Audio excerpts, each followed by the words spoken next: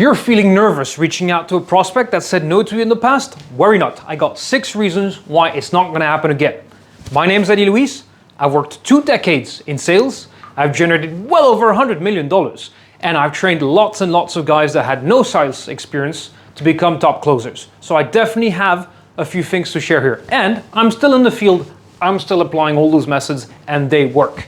Now, you're only focusing on the individual and the fact that you had a shit meeting with him, or you had a terrible email, or you had a cold call that didn't go well, and this is what's replaying in your brain over and over again. And every time you're about to reach this person or these people, it plays in the back of your brain. Now, let me tell you something. You're only focusing on one single criteria, when in reality there's 6. Now, let me explain.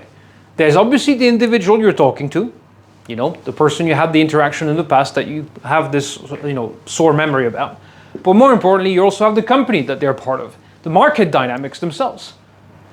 You know, the economic cycle at a wider picture, the mood that both you and that person were in, that matters as well, and timing. Now, let me explain. Right now, you're imagining while you're about to reach that person on the phone or the email, or you're about to conduct that meeting again, that the same 6 criteria are exactly the same. Now, you should be asking yourself, is it the same person that I'm meeting? Has he moved forward in his career? Is he in a different place? If the answer is yes, then you're not going to have the same meeting. Same, has the company changed? Has the company performed better or worse? Have they expanded? Are they in a different place? Are they launching a new product? You know, when they said no to you back then, it might be that the timing was wrong, but maybe the timing is right now. What about the market dynamics? If you were pitching in the subprime crash in 2008, it might have been a terrible timing. Or in 2020, when Corona was hitting everyone. Maybe the timing is different this time, and the market dynamics are definitely different, and they keep changing. The market is not static. The market is always in motion, guys, always in motion. So don't feel like because they said no to you once, they're going to say no to you again. Now, another one, which is critical, is mood. And there's 2 people, 2 stakeholders involved. There's you and the prospect. Now, if your mood that day was pretty terrible, it might have impacted the output of your call or of that meeting. Same for the other individual. I've had some cases where they had all the reasons to buy from me. The timing was everything. The company was in a great place. The market dynamics were up. The economic cycle was great. Nonetheless, that person was having a terrible day. Later, I found out that that person was getting laid off. Well, that meeting didn't go too well. Was I responsible? No.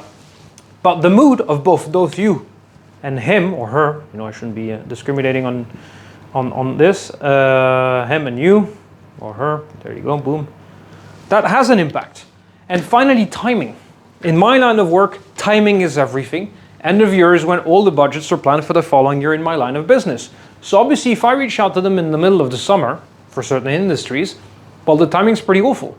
If this time my timing is right, maybe, just maybe, this time it's going to be different, all right? Now, just to recap, you're just focusing right now on the fact that you had a terrible interaction with an individual, and in reality, it's just one of 6 criteria. Now, remember, the company might be in a different place, the market might be in a different dynamic, the cycle, economically speaking, for the industry that company's in might be different as well. The moods, both you and that individual, might be different as well. And most importantly, the timing you're approaching them is also going to differ. So don't think or don't focus on that bad outcome, because it might be just as random and might be completely different this time. Apply this to every time you feel like you're a bit nervous or you're reaching out, because in reality, every time is a new first time. And also, last bonus tips, people get fired, people move, people get promoted. So you shouldn't be solely focusing on the bad experiences, because they might be different people this time. All right, I hope you enjoy the new setting and the return of the microphones. See you next week. If you've enjoyed this video, please comment. I really appreciate the interactions I have with you guys, and I'm looking forward to seeing you next week. Cheers.